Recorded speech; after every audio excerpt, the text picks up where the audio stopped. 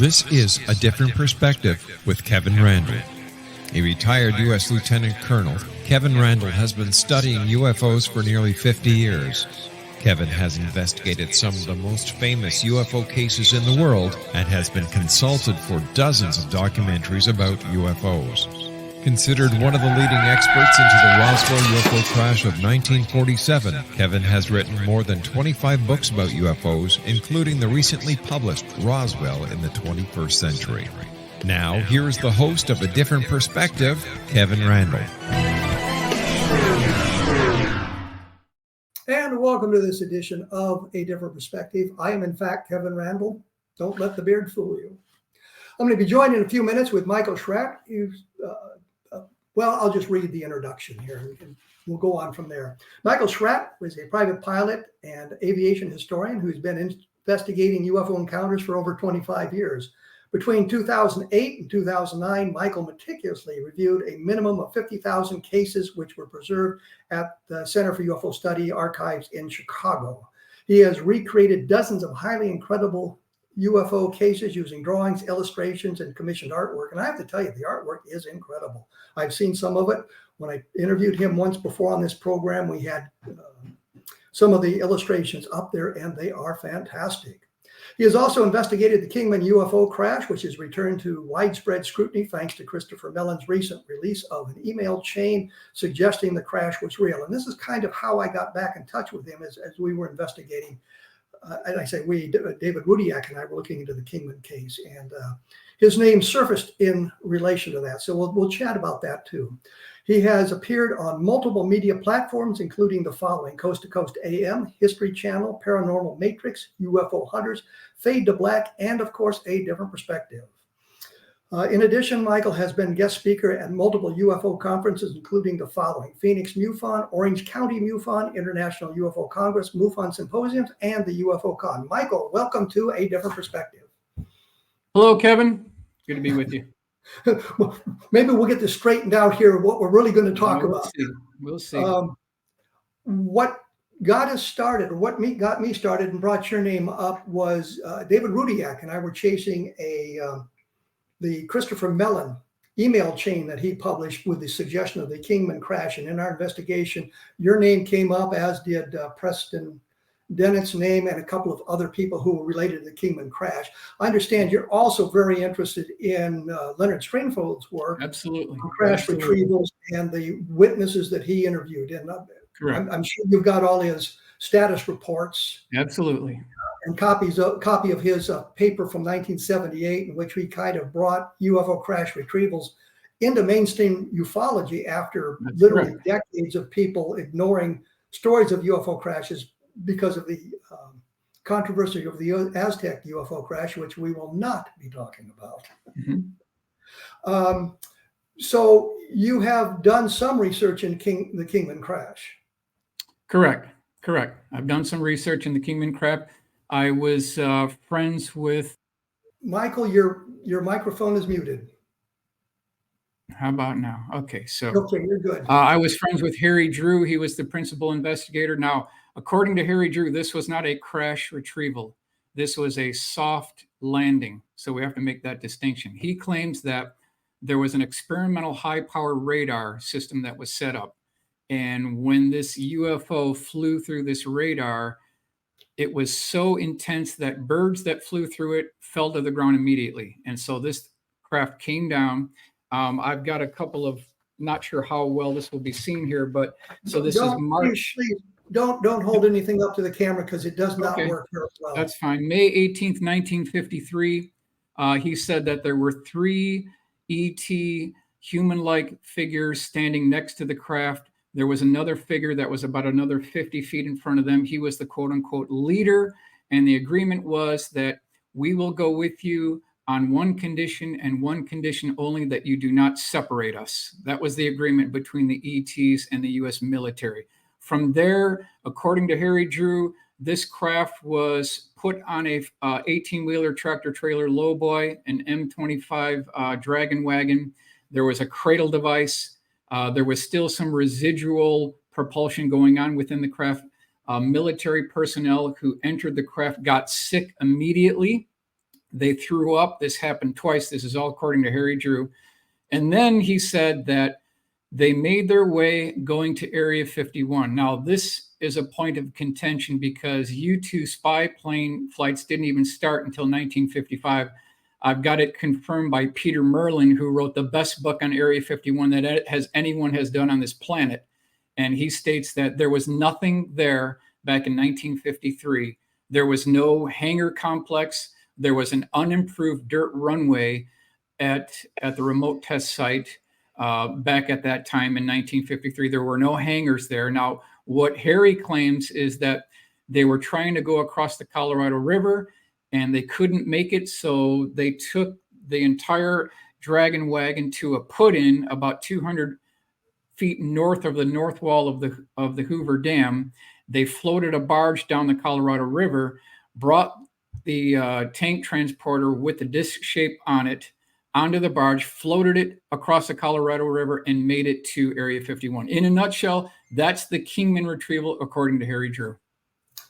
There's also discussion that there were two other landings and crashes in that area at the same time. In May, there were multiple things going on. Harry Drew wrote a very nicely illustrated book on this. This is almost impossible to get a hold of, but he describes multiple events going on very near the May 18th landing. Well, we have to point out Harry Drew passed away a number of years ago. He passed away a couple of years ago. Yes, correct.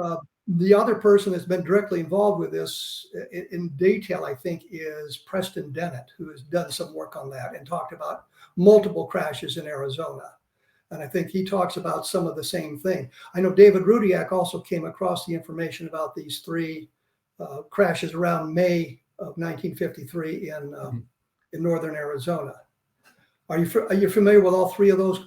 I am familiar with two other cases within the Stringfield collection. And in the same time frame in northern Arizona? In Arizona. We don't have an exact location, but we know that it is west of Globe, Arizona, back in 1947. This was talked about by Bill Hamilton. It's written in Leonard's book. I can give you the exact page number. It's page number 93. And he states that there was a Army personnel with one other on a unimproved dirt road. They were on a Jeep. They were stopped by MPs that had rifles. They were challenged. And then off to the left, they saw about a 30-foot diameter disc-shaped craft tipped up at a 40-degree angle. It had a dome on top. There was a series of indented windows wrapped around the outer circumference of the craft itself, and then two rings wrapped around the outer circumference. So we did a detailed drawing of that craft and a full-color rendering as well. So that's two cases within Arizona. Are you familiar with Arthur Stansel? Yes, I am. What do you think about his discussion of the case?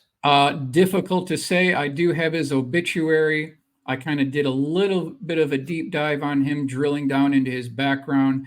He talks about him being Operation Knot Hole. He was involved in the atomic explosion experiments. He was certainly involved in that.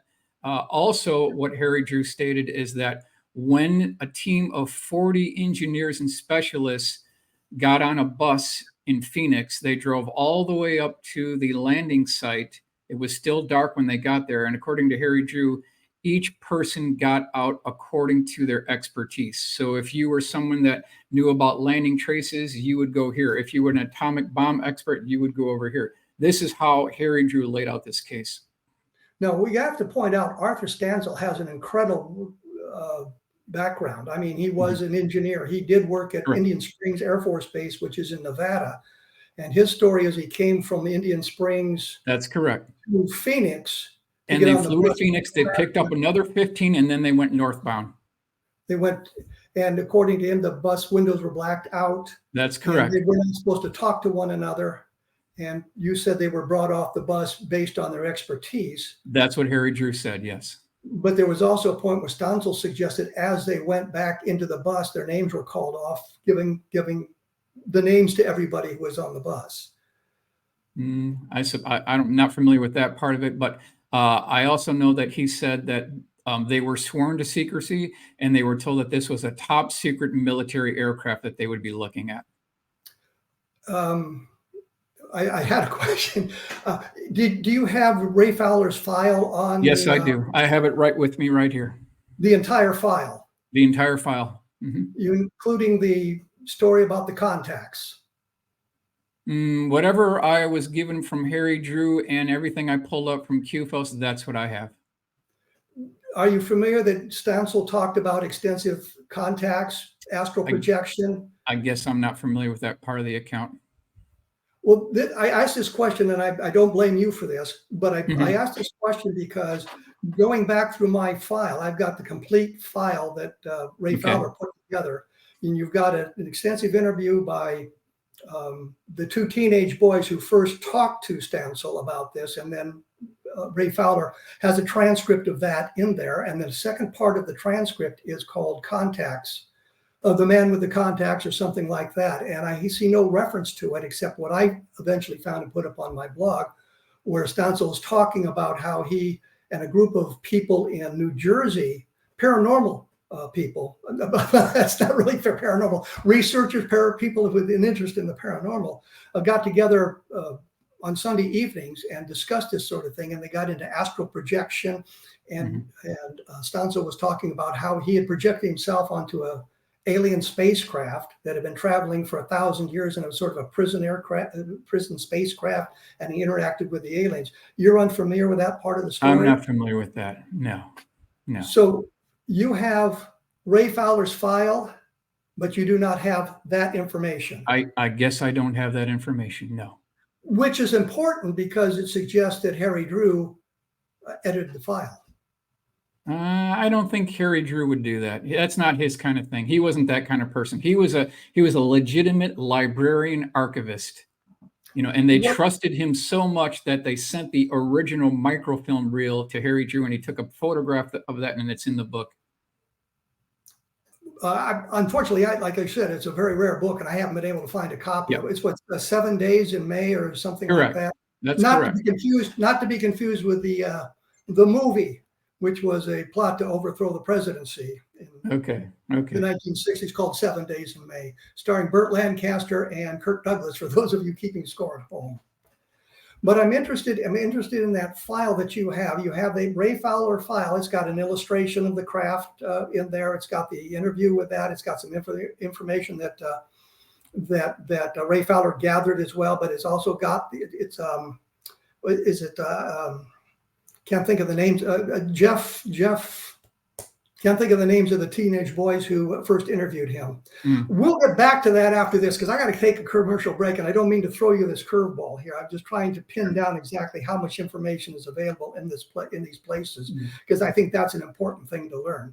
As I said, I'm here with Michael SCHRATT. We've been doing UFO research forever. We'll talk about Len Stringfield. For those of you interested, take a look at my blog at www.kevinrandle.blogspot.com, and we will be back right after this. And we are back. Sorry about that, folks. I wasn't paying attention. I was looking for something on a book. I've got 2 iPads going here to do all of this stuff. Just to be clear on this, you have Ray Fowler's file. You have the interview that the boys conducted with it that Fowler included in the file. You have the illustrations. I do not have the interview with Arthur Stansel. I've only seen what Harry Drew published in his book with the microfilm reel. And I've looked for that newspaper clipping, and that's very difficult to get. You got to get the original microfilm to get a copy of that. I'll have to go look at the file. I think I may have a copy of that in the file that Ray Fowler put together. I can send that to you later on. Sure.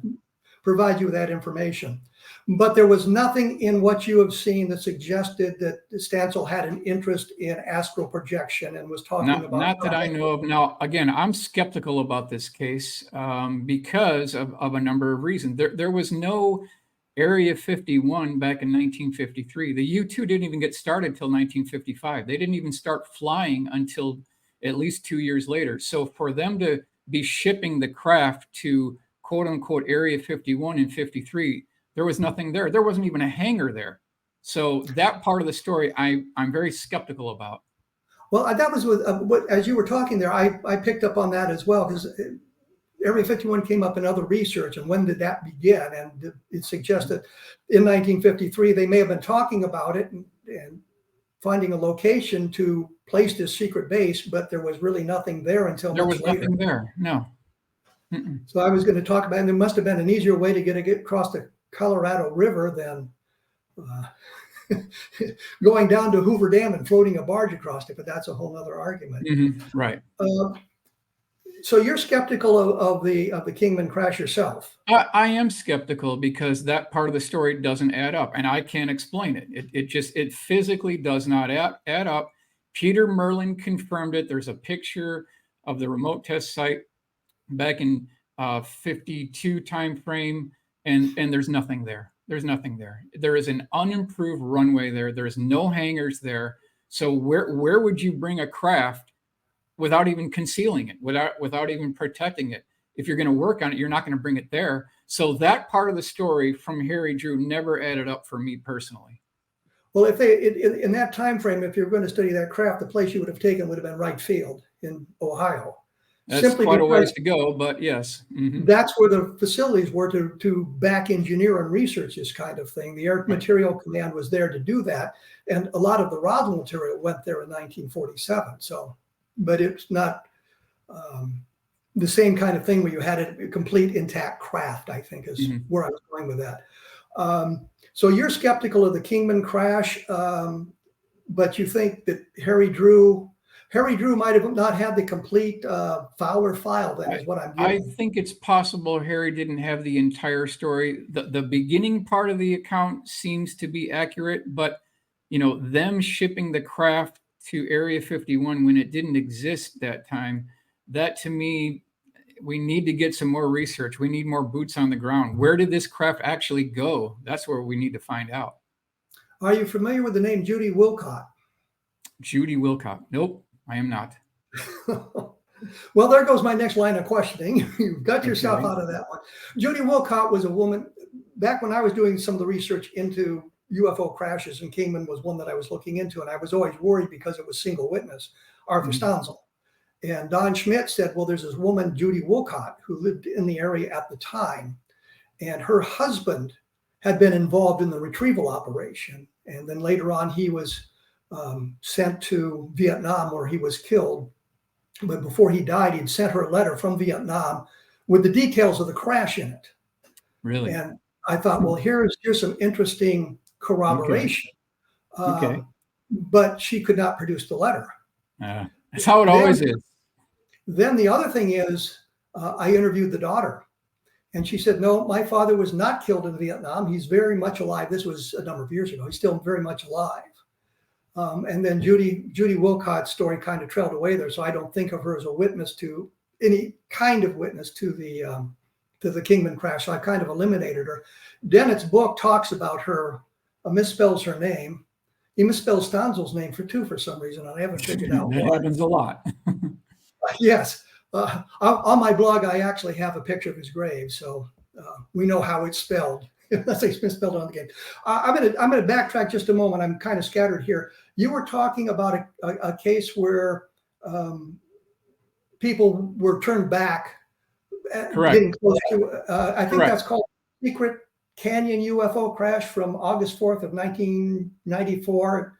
No, this is 1947. Leonard Stringfield, page 893 in his book. Which one? This is the one that William Hamilton had related to Leonard. And No. Which book? He's got a number of status reports. It's the entire compendium here. This is the book right here. That book right there. Oh, okay. All right. Yep. All of his status reports in one book. That's the book I'm talking about. Oh, I have all the status reports separated with nice autographs from Springfield. So I have a question for you, Kevin. I have a question for you. I remember you told me years ago that back in 1991, Leonard maintained a collection of 22 bank boxes of original correspondence letters, drawings, contact info. Is that true? I don't think it was. He had loose leaf binders with that material in it. He had a whole bunch of those. And when he passed, some of them went to MUFON, but some of them didn't. And what happened there was right after he died, Stan Friedman called his widow and was trying to get that information, and it annoyed her. She withheld it from almost everybody at that time. Part of it has gone to MUFON. Part of it is being held by members of the family. So, but there's that kind of stuff, and he was very meticulous in keeping those records. So that record is out there, and it's something that I guess needs to be accessed because those are very valuable resources. Of course they are. Not all his cases are true. Yeah, that's probably true. Yes, yes. Len Stringfield told me and Don Schmidt, I should say, that when we visited him at his home, that he felt his job was to collect these stories. He couldn't investigate them all, but he wanted to publish the basic information so maybe others would take over and follow up on those cases, which Don and I had done on a number of them, Kingman being one of them. Okay. And that was his point. He says, not all the stories were true. The Del Rio crash from originally 1948, Robert Willingham talked about that. Then it became December of 1950. And when I talked to Willingham, he wasn't sure whether it was 1954 or 1955. The details of Willingham's original story for Del Rio appear in the MUFON, well, it's not the MUFON Journal, it was Skylook magazine from March of 1968. It's on page 3 and it's one paragraph. And he's talking about how he was flying F-94s with the Air Force, and the DEW line picked up these craft crossing that, and that crashed just across the river from Del Rio, Texas, into Mexico. Problem was in 1948, when this allegedly took place, the F-94 was not operational and the DEW line didn't exist. And later on, the story evolved to cover all the mistakes until we got to the point where we learned that Willingham had not been a retired military colonel. He had been a low-ranking enlisted soldier who gets credit for serving in World War II, although he joined the Army in December of 1945.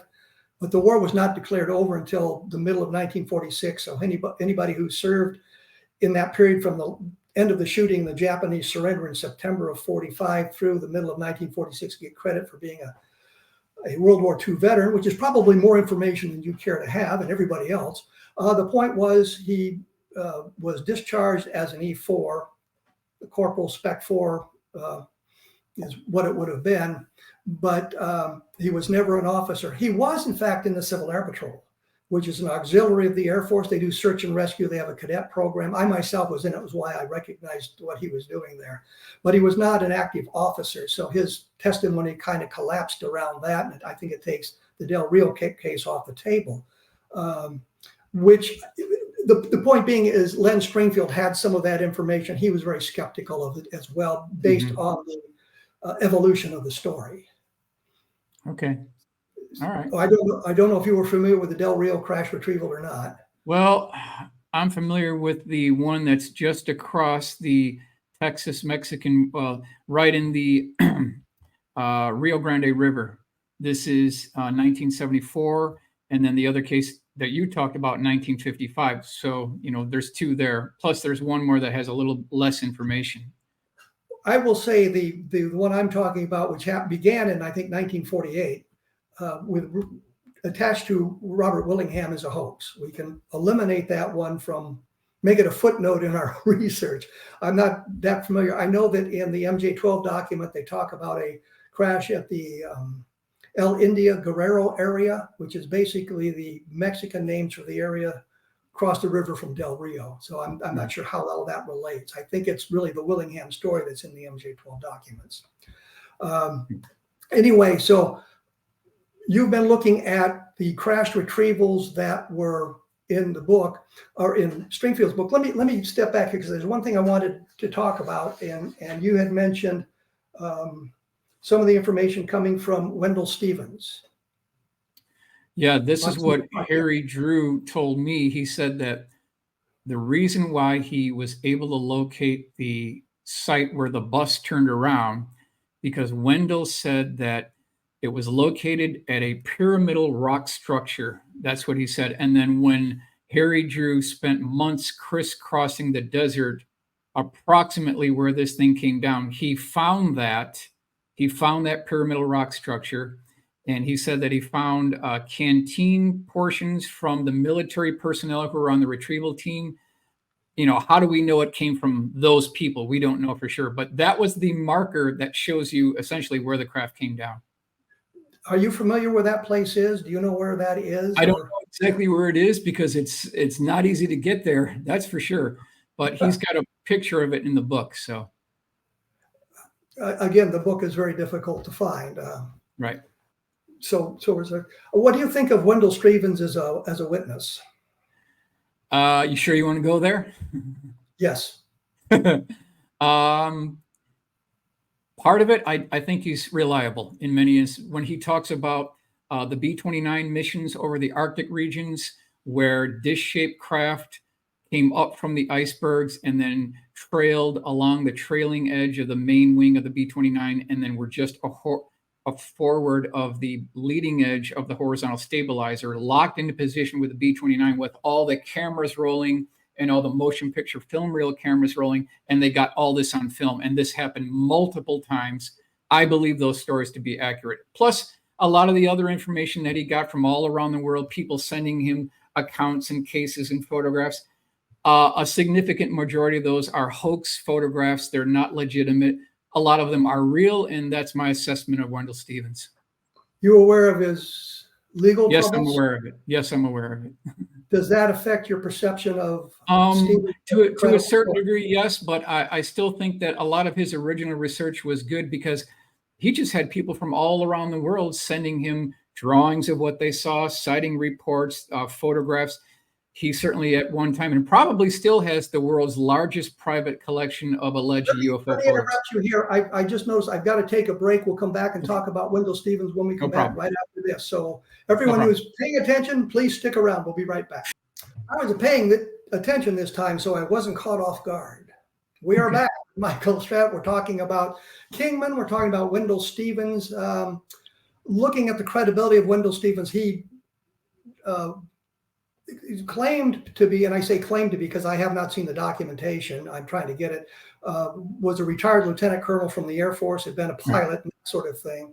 I am very leery of the self-reported claims simply because in the world of the UFO, I have seen many, many people claiming military backgrounds, and when you check up on them, you find out it's not quite what they said. Robert Willingham being a prime example of that, for example. So I'm not sure if that information is accurate. It probably is. I just have not been able to get the response from the record center in St. Louis I wanted. I noticed that Drew had talked about a sheriff's deputy who was involved in this in some fashion. I'm sure you're familiar with that story. I think you're talking about where two humanoid-looking beings were brought into a basement, kind of a jail facility, and then they disappeared without any trace whatsoever. Is that what you're talking about? I'm just reading the note that David Rudiak sent me and said that Drew also claimed to interview with the last surviving sheriff's deputy. So it'd be interesting to know what that guy had to say if you knew anything about that. David did find in his research that story of the two strange men being put into a cell, disappearing, and there was no way for them to get out. David and I I think there's newspaper articles that refer to that. David is chasing some of that stuff down. Okay. As well, but I'm not sure if that's the story. You know of any other story that he talked about with deputy being just involved? Well, I've got the question answered then. So you've wanted to talk about Len Springfield's work, and I think that's an interesting topic that we should explore because of the work he's done. What got you interested in his work in the beginning, and what do you think of it?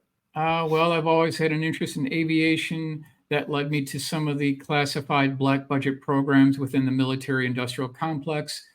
Living about an hour from QFOS back in 2003 timeframe, I spent probably 2 years going through all their files, every single one of their file cabinets with manila folders. I picked out each one. I'm talking about 50,000 cases here over a couple of year period.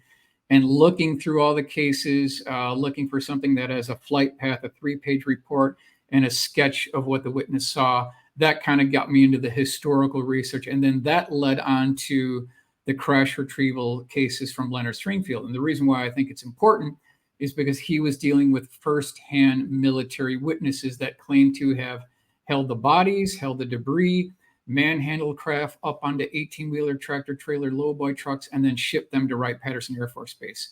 And if somebody, some way, can get access to those original files, and I know Leonard didn't want the names released. However, it's been 50 years and beyond on a lot of these cases. A lot of these people are already long since gone. So in order to preserve their legacy, it'd be great to track down the remaining witnesses and have them testify as a united coalition in open congressional hearings. Did the files you looked in, I've been through the Coup Falls files, not to the extent you have been. I was searching for specific things as opposed to an overview of everything. But the files you looked at, I know Alan Hynek got a lot of the information from the Air Force. And when you looked at the files that he had gotten from the Air Force, the names were not redacted as they are in the microfilms that were released into the public arena. Were names redacted from the files you were looking at that the Len Stringfield had? No, I got now I did not see the original bank boxes of material. I did not see that. What I did see are the 65 3-ring binders over at Lunken Airport in Cincinnati back in 2013. That I did see. And that is in the process of being scanned. Names, addresses, telephone numbers, contact info will be redacted, and that will be posted on the MUFON Aquarius website. Well, I think it's only right that they redact the names from Correct. the public posting, because Bill Brazel, who was one of the main witnesses of the Roswell case, was telling me that he would periodically get calls from drunks at 3 o'clock in the morning, asking if the information from the Roswell incident was accurate. And he would always say, well, yes, go read the book. That information is accurate. But the point simply is, it's not fair to the people to have that sort of thing going on. Some people just have no, I guess, social skills and don't understand that you don't call somebody at 3 o'clock in the morning to verify the information. In my first communications with Bill Brazel, he was always very cordial.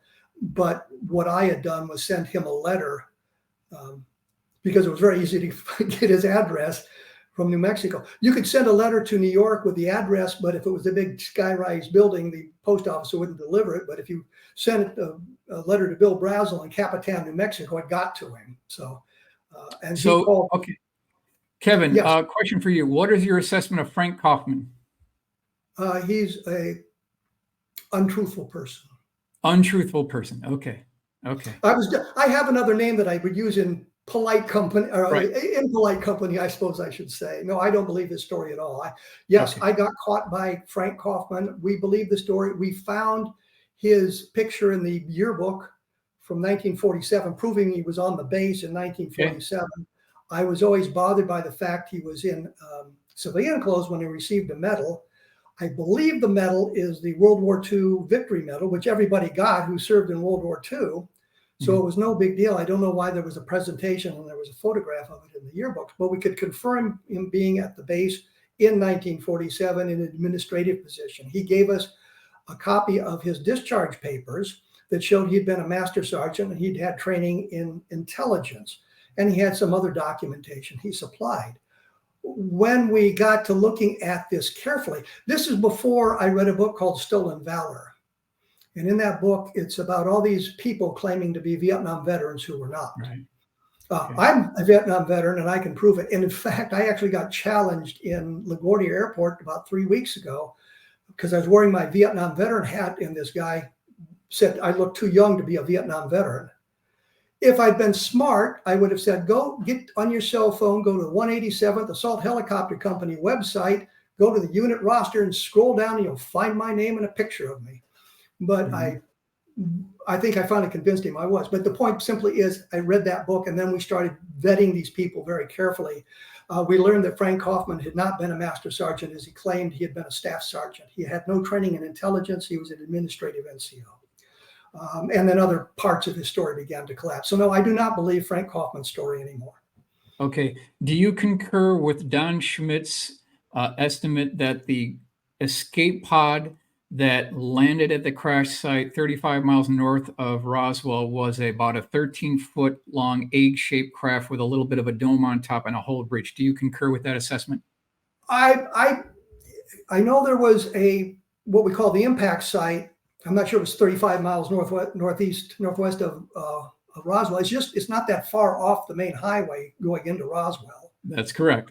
And it's in sort of a valley surrounded by hills, but it's closer. And we have testimony from Bill Rickett about being on that site, and he was there with Sheridan Cavett and Edwin Easley, who was the provost marshal at the time.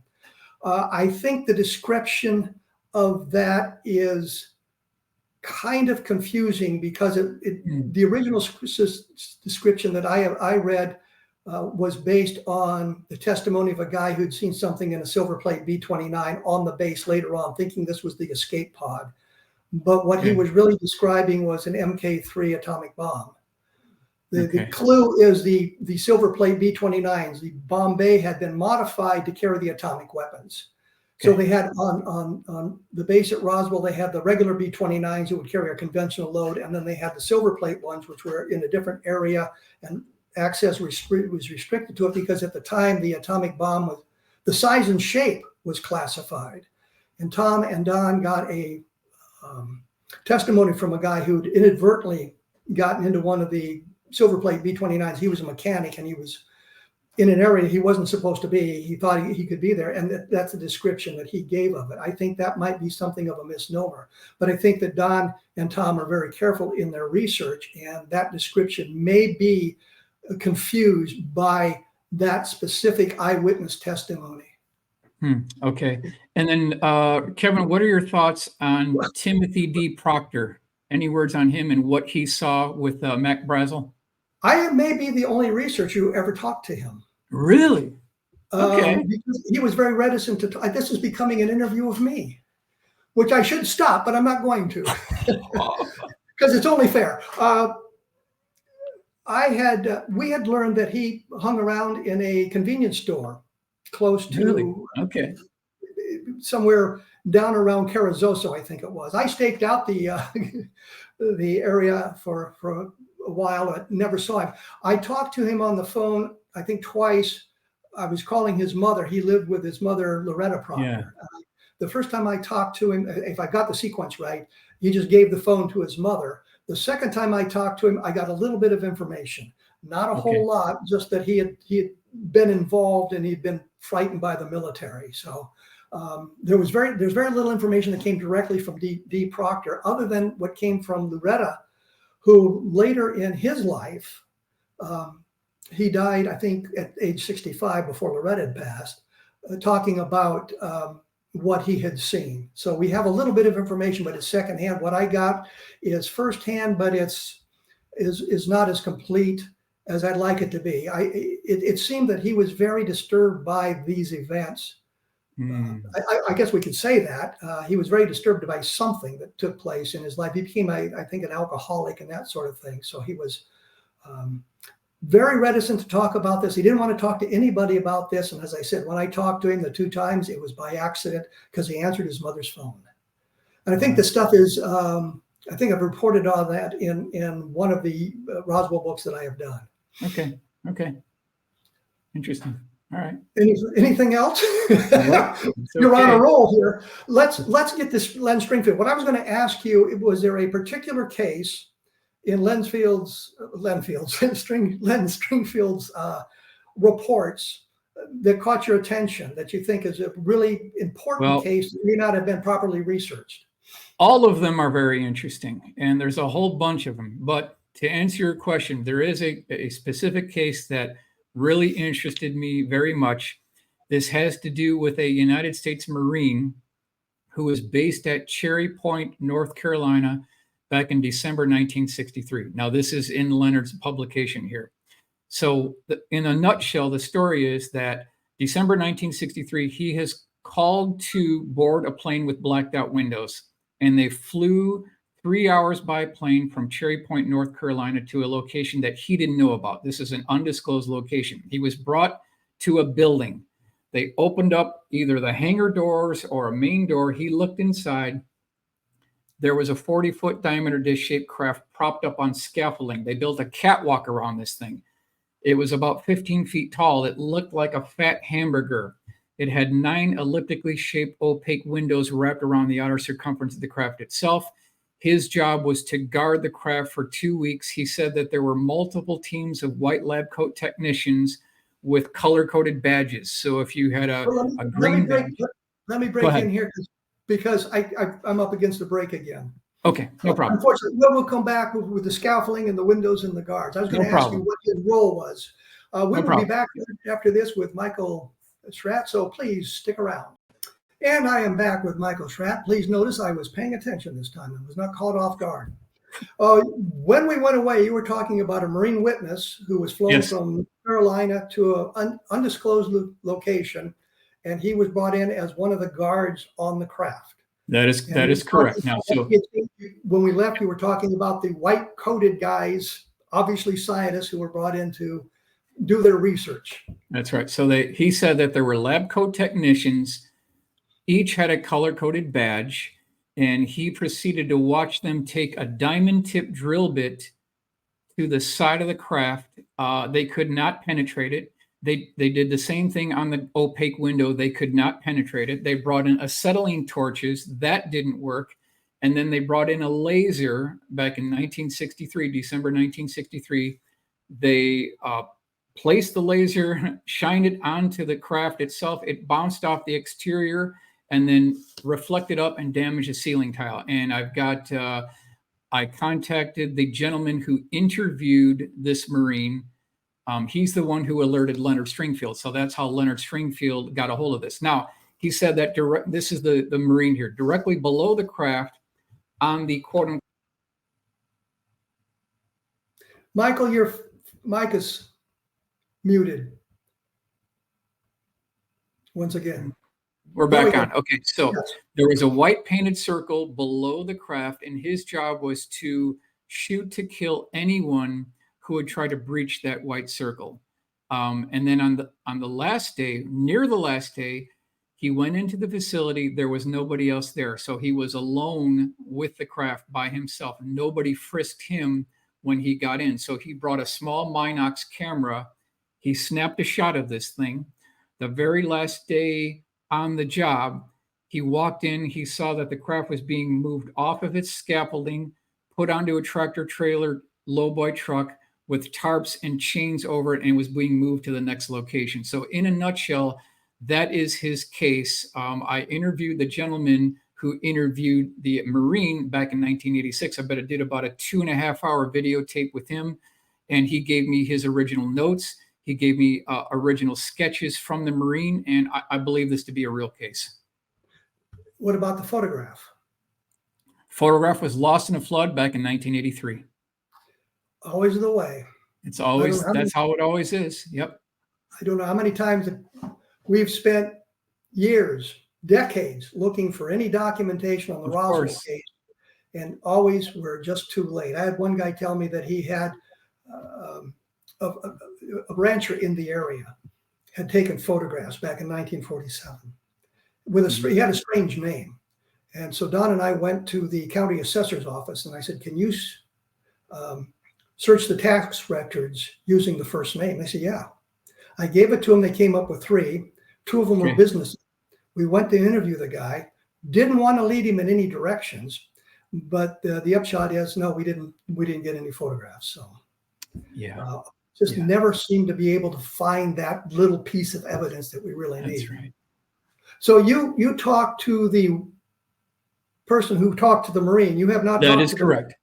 Yeah, he interviewed the Marine back in 1986, and then he said, I've got someone that you need to talk to. And that's how this Marine talked to Leonard Stringfield, and it's in Leonard's book.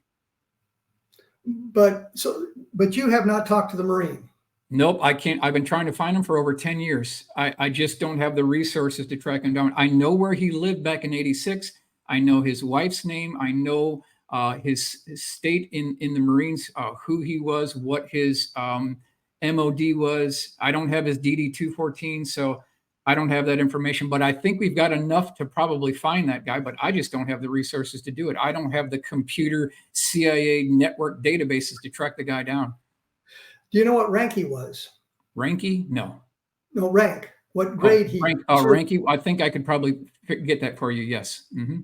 I was just curious. It Off the strikes top me. of my head, I don't know what rank he was.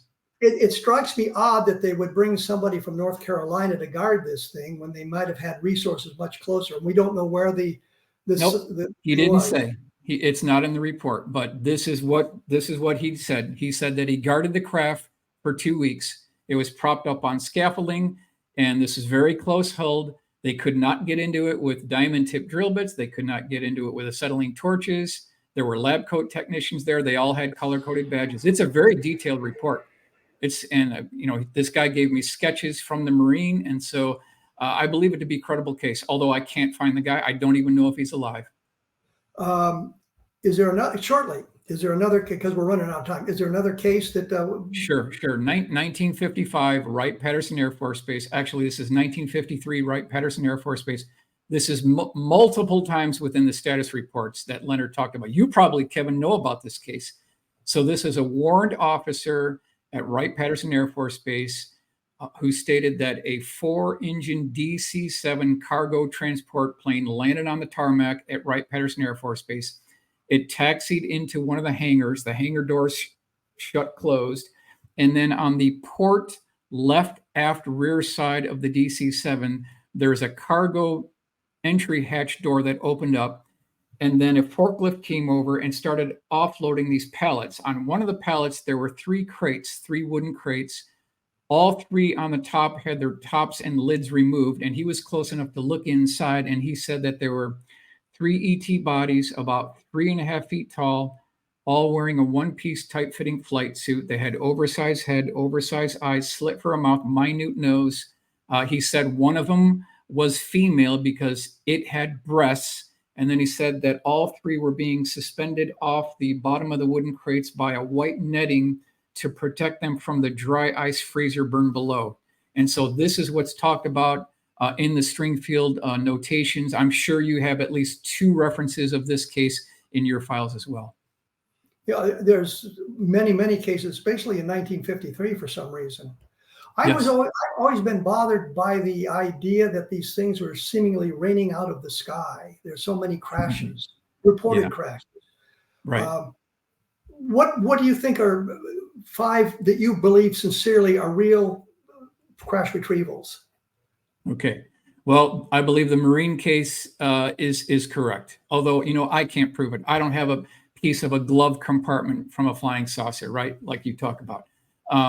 The physical evidence is always the hardest thing in this, because we're not going to move anywhere in this field.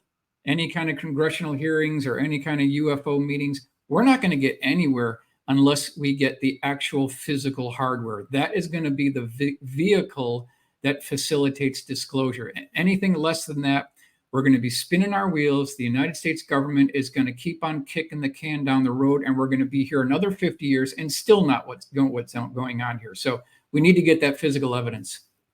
But what 5 cases are you really? Okay, so the 1963 case with the Marine, that's 1. The 1953 case with the warrant officer, that's 2. We've got a case in 1952 of an office worker who accidentally went into 2 do not enter double doors. She got into the basement vault at the Pentagon. She saw a pickled alien in a glass jar. That's 3. We've got the case that we talked about here in Arizona. That's in 1947. That's 4. A 5th one could be, there's another case in Arizona where a K-9 group was sent to an unimproved runway where this gentleman was supposed to guard kind of a temporary, quickly developed hangar facility, and he had to guard that facility. He got very curious one day. This is in Leonard's report. I've got the page number. He pulled open the flap, looked inside this kind of temporary hangar, and he said that he saw white lab coat technicians. He saw multiple tables around the area that had calipers, micrometers. There was like metallurgical testing equipment. Off to the right of the hangar was a walk-in freezer with body bags. And then in the center of it was about an 18-foot diameter dish-shaped craft with a low-rise dome on top. So those would be the cases, I think, that have some meat on the bones. But aren't they all basically single witness? They are single witness, yes. Unlike Roswell, where there's literally dozens of witnesses. You're correct. That is correct. That is correct. So what we're dealing with here is sort of accidental observations.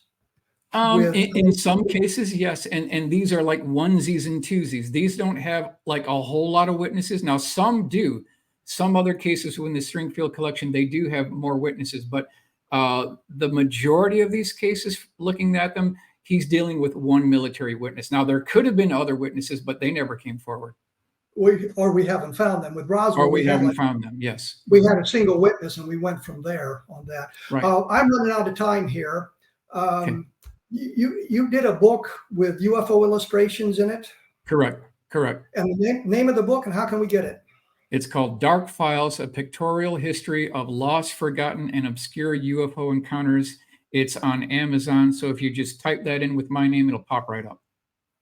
And that's your only UFO book to date? That's my fully illustrated, full color book on UFOs. Yes. And those illustrations are impressive. I have to admit that. Thank you. Do you have a website or contact information? I really don't have a website because I'm small fries. This is a crusade for me. So, that's fine. I have a YouTube channel under my name. So just type in my name. My YouTube channel will pop right up. And I try to do at least something once a week. And I'm on Facebook. Do you have contact information you want to share with the audience, or are you? It's all on my Facebook page. Yep. Okay. All right. Well, listen, Michael, thank you so much for taking time. I think we had a good discussion here today. I think we did. Yep. And we'll have to do it again, because I certainly enjoyed it if you did. Thank you so much. And Kevin, I'm still your friend, Kevin. I'm still your friend. Yeah, I didn't do anything mean. Anyway, that was Michael SCHRATT talking about crash retrievals and Lynn Springfield. And the problem is looking at the information that David Rudiak and I had uncovered in the last couple of weeks. It seemed like he had more inside information than came out about that, especially about the Kingman case. I think we all sort of agree on a lot of this stuff, but that's the way it goes. I will admit, too, I lean toward the extraterrestrial on the Roswell case, and I point that out because people are always asking me, what do you really think? I look at the fact that we have eliminated all the terrestrial explanations, and we don't have a good place to go with that. The Air Force helped us out with that, by the way, in their mid-1990s investigation, where they corroborated that there was no good explanation except for this cockamamie Project Mogul explanation, which I think we've thoroughly debunked. Don Schmidt, Tom Carey, and I have debunked. The book would be Roswell in the 21st Century, which gives you a chronology of the events and how it all played out with some detailed information on MJ-12 and the Project Mogul, and why I believe it is not a good explanation since the flight was canceled, given the documentation which the Air Force found for us, and I always appreciated that. The other book is Understanding Roswell, which deals with some of the aspects that really haven't been discussed, like what happened to the people after they were involved in the case, or what was their involvement in the case, and what happened to them, and that sort of thing. I think there's some interesting stuff that is in there. I've of course, done a book on Level Land, which I mention all the time, which talks about the crash retrievals, but the electromagnetic effects, and literally the dozens of witnesses involved in the Level Land case. I've looked at the SCHRATT case in depth and found some new information there that I think is important. That book is called Encounter in the Desert. You go to Amazon, take a look at Kevin Randle, and you'll find a list of my UFO books, and you can decide if there's something interesting there. I also write action adventure as Eric Helm. If you type in Eric Helm, you'll find a bunch of books there as well. And if there's something that's interests you, take a look. I'll be back later on with more information about UFOs. So thanks for tuning in.